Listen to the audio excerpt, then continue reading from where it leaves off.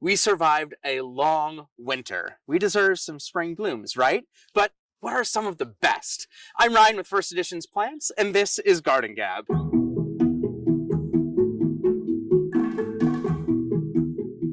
Welcome back, friends. Let's do a quick hit list of the top 10 spring blooming trees and shrubs. Now, if you don't already have these in your garden, don't worry. Run out, grab them, get them in the garden so that you can enjoy those blooms next year. Ready to jump in? All right, here we go. Lilacs. Okay, this is a classic fragrance. The blooms, they're just perfect. My favorite tree form lilac is snow dance because it blooms every single year with creamy white flowers that you can literally smell from across the street. A great classic purple lilac is virtual violet. It's an upright grower that's gorgeous as a hedge, has purple new growth on the leaves, and fantastic violet blooms. If you love that classic Miss Kim lilac, but just don't have the space for it, try the new Little Lady. It's got similar coloring and fragrance, but it's more compact to fit a modern landscape. Magnolia. Again, one of the better known spring bloomers. This plant just flutters in the breeze before most things even start to leaf out. We love the star magnolia because it blooms from Minnesota to Georgia and has gorgeous soft pink flowers that just burst from cute fuzzy buds. Centennial blush is a fantastic variety that can be grown as a shrub or small tree, so it's adaptable to many landscapes. Pearl bush. This is one that you may not have heard of yet, but oh my gosh, is it gorgeous! Lotus moon is my absolute favorite. This plant gets its name because little pearls of white form along each stem early in spring and then explode into a mass of white blooms. Planted in front of an evergreen especially makes this one pop. Seriously, this thing will catch your eye from across the garden.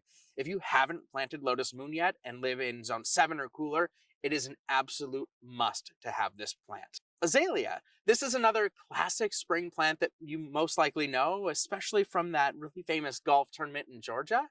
Azalea or rhododendron are also well known for bringing bright pops of color to the landscape early in the season. Electric Light's double pink azalea is super cold hardy for those of you that live in the north and forms an upright mound that absolutely is covered in flowers early in the season. Ninebark. Now, most of you love Ninebark for the gorgeous leaves and because they make great hedges, but they also have great spring blooms that are accentuated by that foliage. Have you seen the white flowers against that almost black leaf of Fireside or Little Devil, or the white against the red-orange of Amber Jubilee? It's a great little bonus flower, especially with a structural shrub like Ninebark. All right, we made it halfway through. Ready to keep going? Similar to Ninebark, Dogwood may not be best known for their spring bloom, but instead their great winter stems. But as those stems begin to fill in with leaves in the spring, they are littered with white blooms. Check out Neon Burst with that gorgeous chartreuse foliage and white flowers just covering the plant, or Fire Dance Dogwood with its green leaves and white flowers.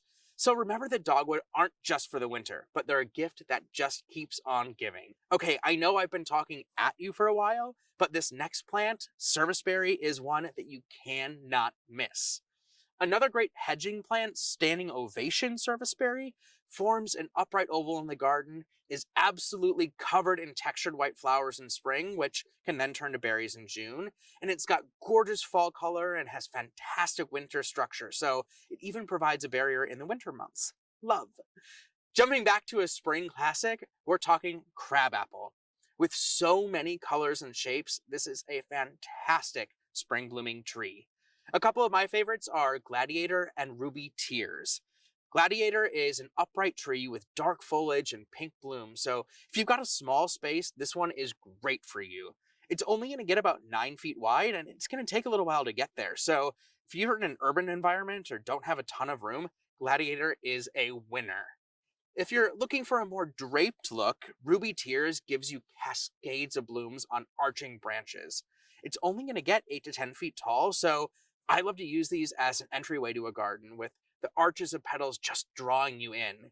It's also great in the corner of your space to draw attention with that really unique habit. Now, I want to end with a couple that might not be as common for you. The first thing I want to talk about is sageleaf willow. Now, my favorite, Iceberg Alley, is known and loved for the silver leaves, but before those leaves emerge, it's covered with catkins or tiny little spiky flowers in early spring. That bloom has red tips that really catch your eye against the silver of that stem and emerging leaf. It is so, so, so pretty. All right, here we go. My last favorite spring blooming shrub. Drum roll, please. Mock orange. And my personal favorite variety, Snow White. In late spring, you'll see white double flowers come out. So this means that it's got a lot of extra ruffles in each bloom. The plant is absolutely covered and the flowers are super fragrant. So it's the perfect segue into summer. When you're placing white in your garden, think of Lotus Moon as that mid-spring splash of white, and then Snow White follows it as you move into the summer months. Gorgeous. We made it! What do you think of my favorite spring bloomers? Which one is your favorite? Let me know in the comments below so we can compare notes, and please like and share this with all of your friends so that we can all talk about our favorite spring blooming flowers. And until we connect next time, thank you for watching Garden Gab.